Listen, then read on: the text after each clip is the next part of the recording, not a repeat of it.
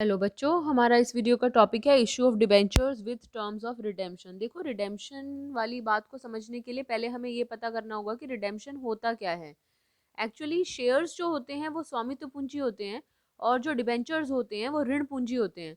अब ऋण पूंजी होने का मतलब क्या है कि हमें डिबेंचर होल्डर्स को उनका पैसा कभी ना कभी तो चुकाना पड़ता है। तो जिस समय डिबेंचर होल्डर्स को उनका भुगतान किया जाता है या फिर जब भी डिबेंचर होल्डर्स के दायित्वों का भुगतान किया जाता है, उस समय को हम कहते हैं कि हमने डिबेंचर्स को रिडीम कर दिया या डिबेंचर्स का रिडेम्पशन कर दिया। तो रिडेम्पशन के समय हम डिबेंचर होल्डर्स को विदाई के समय हम उन्हें क्या दे के भेज रहे हैं, वो अमाउंट हम एडमिशन के समय ही पता लगाने की कोशिश करते हैं। जब हमने डिबेंचर्स को इशू किया उसी समय पता लगाने की कोशिश करते हैं। जैसे कि अगर हमने कहा कि इशू के समय हमने डिबेंचर होल्डर से 100 रुपए लिए थे, हम उसको कह रहे हैं कि भाई आज तू मुझे 100 रुपए दे और 3 महीने बाद मैं तेरे 100 रुपए तुझे लौटा दूंगा। दूसरी बात कि आज तू मुझे 100 रुपए दे और कल मैं तुझे 100 के 110 करके दूंगा।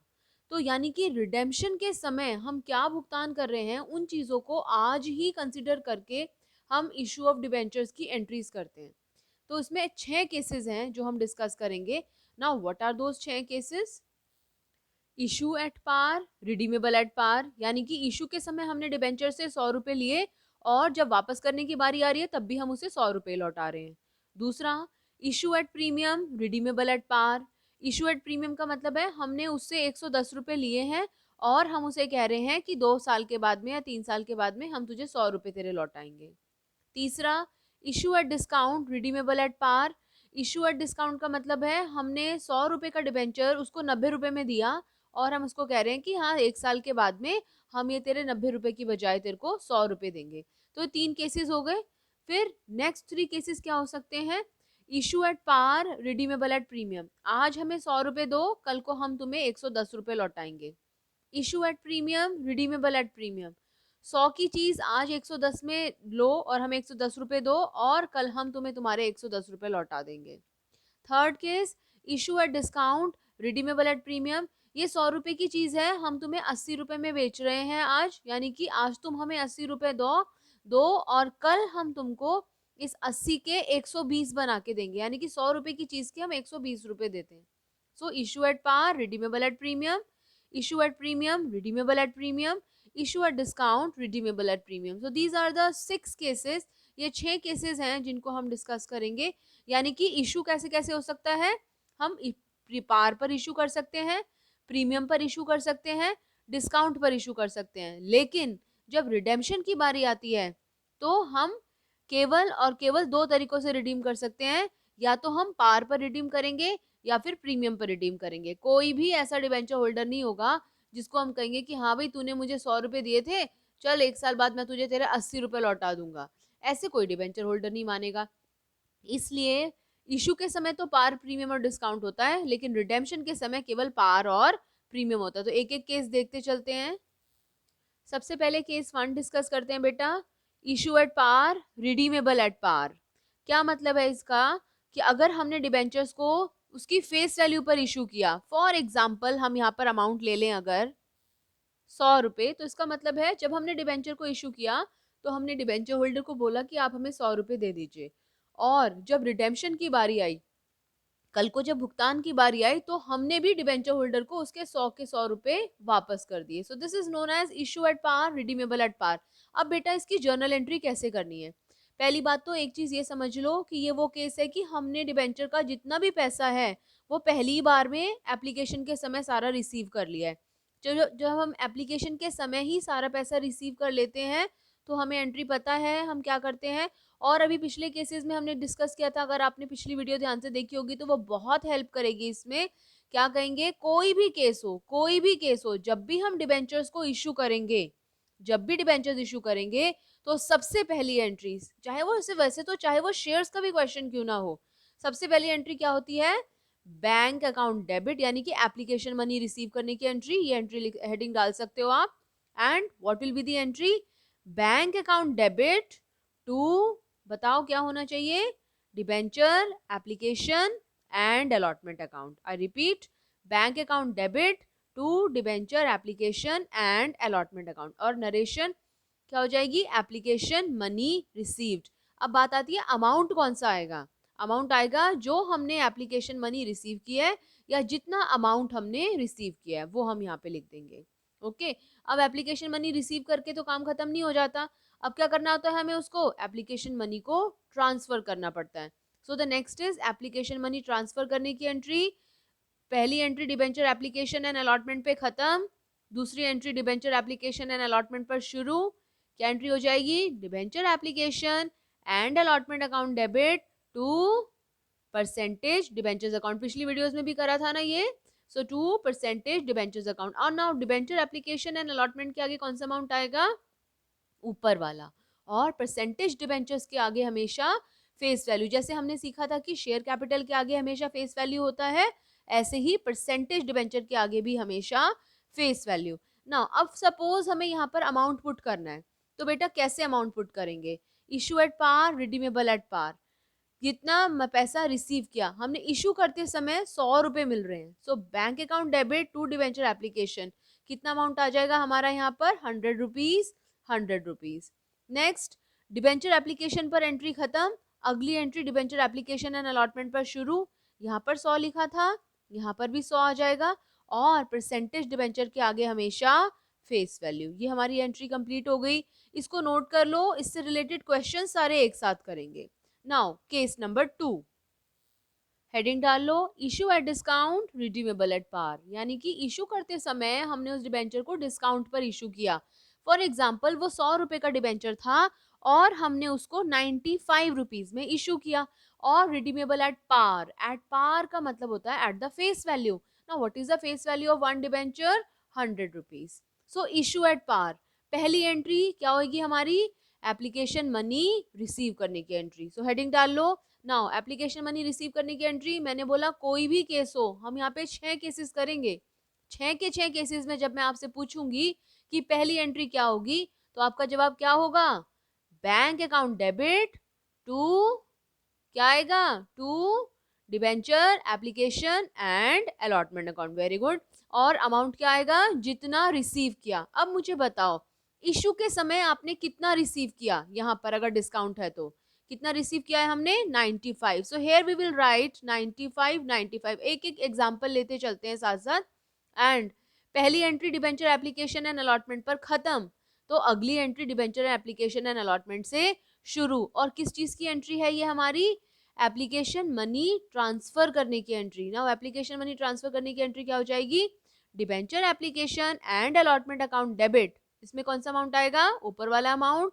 अब बताओ यहाँ पर ऊपर वाला अमाउंट कितना दे रखा है, 95। और क्योंकि डिबेंचर्स को डिस्काउंट पर इशू किया है, तो सेकंड एंट्री में डी से डिस्काउंट, डी से डेबिट। क्या करूं, discount on issue of debentures account debit. Discount का अमाउंट कैसे निकालोगे, डिस्काउंट का अमाउंट फेस वैल्यू से कितना कम है। अगर एक डिबेंचर की फेस वैल्यू 100 रुपए है और हमने उसको 95 रुपीज में इशू किया है, तो कितना डिस्काउंट, 5 रुपए। सो डी से डिस्काउंट, डी से डेबिट, डिस्काउंट पे हमने लिख देना है 5 रुपए। और नीचे क्या लिखूं, टू परसेंटेज डिबेंचर्स अकाउंट। और परसेंटेज डिबेंचर के आगे हमेशा उसकी फेस वैल्यू। नरेशन क्या है, एप्लीकेशन मनी ट्रांसफर्ड। अमाउंट लिख दो जरा, डिबेंचर एप्लीकेशन एंड अलॉटमेंट के आगे ऊपर वाला अमाउंट बताओ कितना लिखूं मैं यहाँ पर, 95। डिस्काउंट के आगे जितना हम डिस्काउंट दे रहे हैं, 100 रुपए डिबेंचर की फेस वैल्यू है और 95 में हम उसको इश्यू करें तो कितना डिस्काउंट हो गया, 5 रुपीज। तो परसेंटेज डिबेंचर के आगे हमेशा उसकी फेस वैल्यू। ठीक है, ये हमारी एंट्री हो गई। कौन से दो केसेस कर लिए, issue at par, redeemable at par, issue at discount, redeemable at par. Now case number 3। Case number 3 की हेडिंग डालो बेटा, issue at premium, redeemable at par. अगर आप डिबेंचर्स को प्रीमियम पर इशू कर रहे हो और पार पर रिडीम कर रहे हो, तो आपको क्या करना है। अब प्रीमियम पर इशू करने का मतलब क्या है, हमेशा पहले डिबेंचर की फेस वैल्यू सेंटर में लिख लो। 100 रुपए सपोज उस डिबेंचर की फेस वैल्यू है और उस डिबेंचर को आप अगर 110 में इशू कर रहे हो, अगर ये डिबेंचर 100 में इशू हो रहा है एंड रिडीमेबल एट पार, यानी कि रिडेम्पशन के समय हम उसको 100 रुपए लौटा रहे हैं। ठीक है, नाउ फर्स्ट एंट्री, मैंने बोला कोई भी केस होगा, what will be the first entry, application money receive करने की एंट्री क्या हो जाएगी, bank account debit to debenture, application and allotment account. सारे केसेस करते तक आपको ये सारी एंट्रीज याद हो जानी चाहिए और हो जाएंगी अगर आप ध्यान से वीडियो को देखोगे और साथ साथ लिखोगे। So bank account debit to debenture application and allotment account, जितना अमाउंट रिसीव किया, जरा मुझे बताओ इशू के समय आपने कितना अमाउंट रिसीव किया है? 110 रुपए। तो हम यहाँ पर लिख देंगे 110, 110। Bank account debit to debenture application and allotment account, narration is application money received. Now अब आप इस एप्लीकेशन मनी को ट्रांसफर करोगे, so the second entry will be application money transfer करने की एंट्री। एक बात बताओ, पिछले वाले केस में डिस्काउंट था तो हमने सेकेंड एंट्री में डी से डिस्काउंट, डी से डेबिट कर दिया था। इस वाले केस में प्रीमियम है। जो इशू के समय जो प्रीमियम होता है उसको हम किस नाम से जानते हैं? पहले भी करा है, शेयर्स में भी करा है, डिबेंचर्स में भी करा है। तो इशू के समय जो प्रीमियम होता है उसको हम किस नाम से जानते हैं? सिक्योरिटीज प्रीमियम रिजर्व के नाम से। और सिक्योरिटीज प्रीमियम रिजर्व हमेशा हमारी एंट्री में कहाँ देखा है बेटा? क्रेडिट साइड में। So first entry debenture application and allotment पर खत्म, second entry debenture application and allotment से शुरू। और डिबेंचर एप्लीकेशन एंड अलॉटमेंट के आगे क्या आएगा? ऊपर वाला अमाउंट। जरा बताओ मुझे यहाँ ऊपर वाला अमाउंट कितना लिखा है मैंने? 110। फिर 2% डिबेंचर्स, और परसेंटेज डिबेंचर के आगे हमेशा फेस वैल्यू। एक डिबेंचर की फेस वैल्यू कितनी है यहाँ पर? 100 रुपए। और क्योंकि प्रीमियम पर है तो to securities premium reserve account, premium का अमाउंट 100 रुपए फेस वैल्यू। 110 ने वो डिबेंचर इशू किया था तो कितना प्रीमियम था? 10 रुपए। So the entry is debenture application and allotment account debit 2% debentures account to securities premium reserve account, narration application money transferred. तो अगर डिस्काउंट पर इशू करते हैं तो सेकेंड एंट्री में discount on issue of debentures आता है। अगर प्रीमियम पर इशू करते हैं तो सेकेंड एंट्री में सिक्योरिटीज प्रीमियम रिजर्व आता है। इन तीन केसेस से अभी तक ये बातें आपको अपने दिमाग में रखनी है। डिस्काउंट पे इशू करोगे तो सेकेंड एंट्री में discount on issue of debentures आएगा। प्रीमियम पर इशू करोगे तो सेकेंड एंट्री में सिक्योरिटीज प्रीमियम रिजर्व आएगा। नाउ केस नंबर 4, हेडिंग डालो issue at par redeemable at premium, यानी कि इशू के समय तो पार पर है लेकिन रिडेम्पशन के समय प्रीमियम पर है। तो क्या मतलब है? 100 रुपए में हम उसको इशू कर रहे हैं लेकिन रिडेम्पशन के समय हम उसको 100 से कुछ ज्यादा दे रहे हैं। फॉर एग्जाम्पल 107 रुपए हम ले लेते हैं यहाँ पर। तो 100 रुपए का डिबेंचर, रिडेम्पशन के समय हम डिबेंचर होल्डर को 107 रुपए 107 रुपीज हम उसको लौटा रहे हैं। कोई भी केस हो, कोई भी केस हो, first entry application money receive करने की एंट्री, बताओ क्या एंट्री होगी? Bank account debit to debenture application and allotment account. याद हो गई है ये entry? Bank account debit to debenture application and allotment account. जितना रिसीव किया, बताओ इशू के समय कितना रिसीव किया आपने? 100 रुपीज। तो यहाँ पर लिख दो 100 रुपीज, 100 और 100। Narration application money received. Now second entry application money को ट्रांसफर करने की एंट्री। अब बेटा एप्लीकेशन मनी को ट्रांसफर करने की entry debenture application and allotment पे खत्म होती है तो अगली entry debenture application and allotment से शुरू होती है। कौन सा अमाउंट आएगा यहाँ पर? ऊपर वाला अमाउंट। अब देखो ऊपर वाला अमाउंट कितना है? 100 रुपीज। ये तो मैंने लिख दिया यहाँ पर। अब देखो एक चीज आपको बहुत अच्छे से समझनी है। जब क्वेश्चन रिडीमेबल एट प्रीमियम का होगा, रिडीमेबल एट प्रीमियम का मतलब है कि जब हम डिबेंचर होल्डर को उसका पैसा लौटाएंगे तो हम 100 रुपए के बदले में उसको कुछ अमाउंट ज्यादा दे रहे हैं। आप इसको कंपनी के दृष्टिकोण से देखो। जब कंपनी ने पैसा लिया था तो 100 लिए थे, जब वापस करने की बारी आ रही है तो उसको 107 रुपए देने पड़ रहे हैं। कंपनी को कितने का नुकसान है?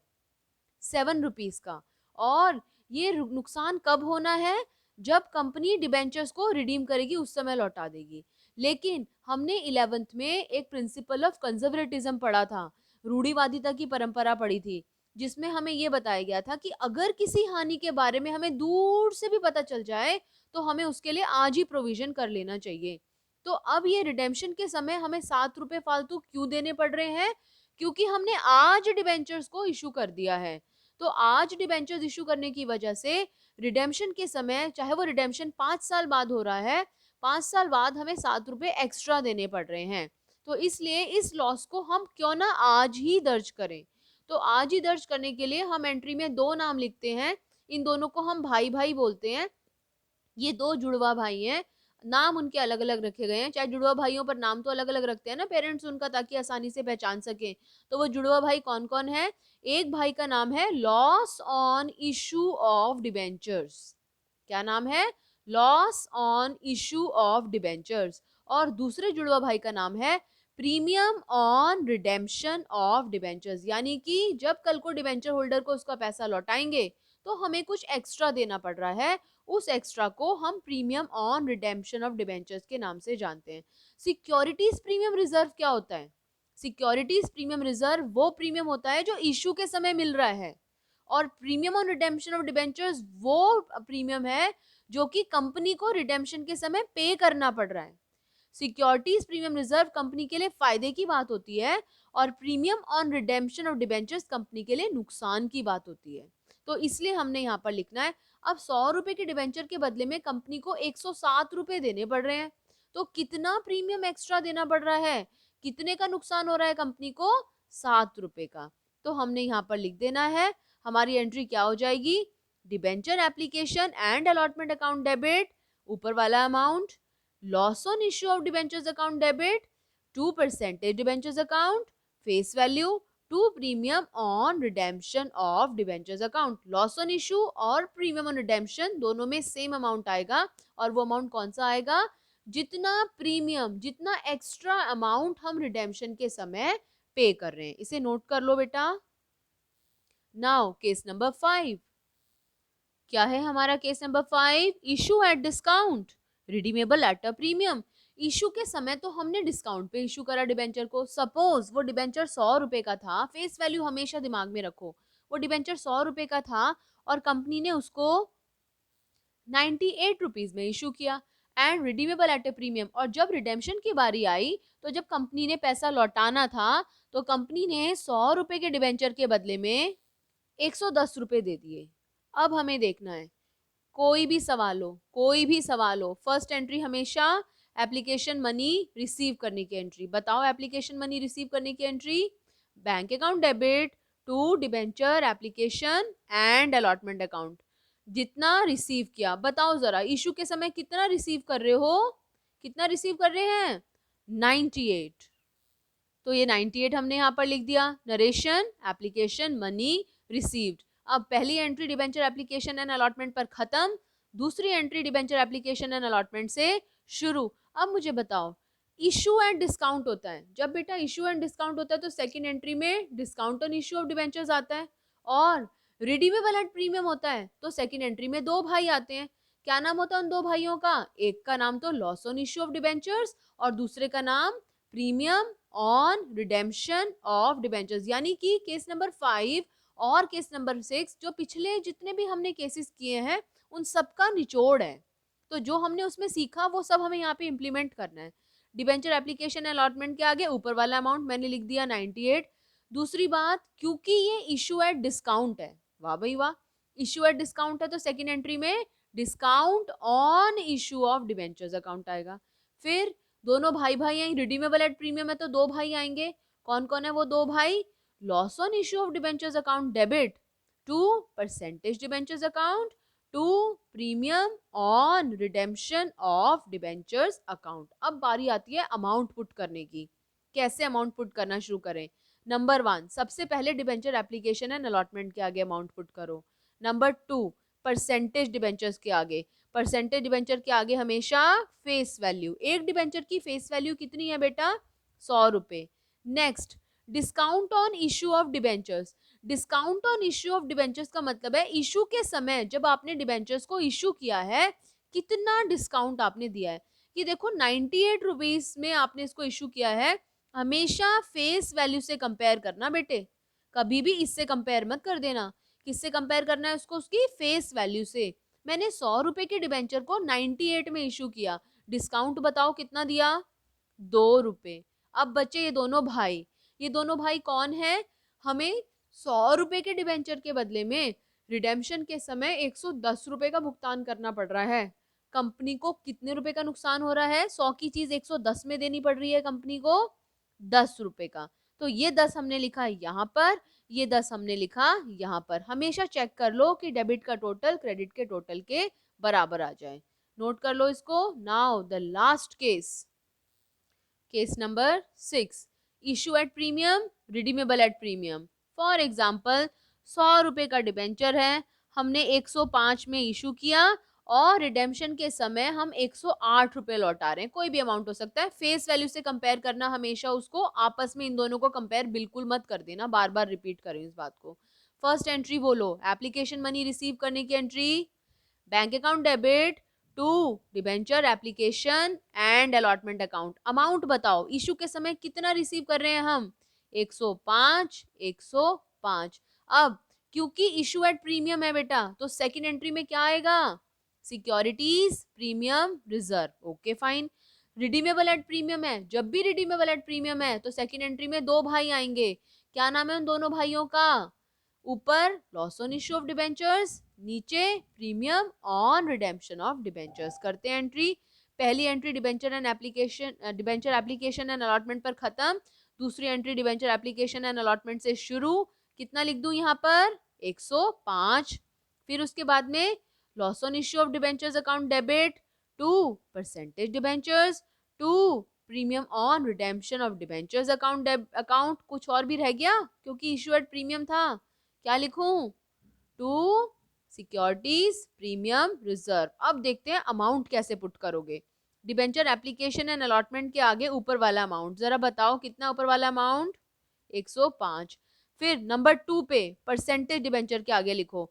परसेंटेज डिबेंचर के आगे हमेशा फेस वैल्यू, कितनी है फेस वैल्यू, 100 रुपए, 100 लिख दिया मैंने यहाँ पर। Number 3 securities premium reserve, issue के समय कितना प्रीमियम दे रहे हो, 100 के डिबेंचर को 105 में बेचा, कितना प्रीमियम, 5। अब आखिरी में भाइयों की बारी आई, loss on issue premium on redemption. जरा इसको फेस वैल्यू से कंपेयर करो। 100 के डिबेंचर के लिए रिडेम्पशन के समय कितने रुपए का भुगतान कर रहे हो, 108 रुपए का। तो कितना लिख दूं यहाँ पर, 8 रुपए 8 रुपए। अब तुम्हारा काम क्या है, टोटल करके देखो क्या डेबिट का टोटल क्रेडिट के टोटल के बराबर आता है, हाँ जी 113 113। So these are all the 6 cases जिनसे रिलेटेड क्वेश्चन हमें जरूर मिलता है पेपर में। अभी इससे रिलेटेड क्वेश्चंस डिस्कस करते हैं अगली वीडियो में। ये पहले 6 के 6 केसेस नोट कर लो, इसको अच्छे से समझ लो, ठीक है। अभी क्वेश्चंस डिस्कस करते हैं।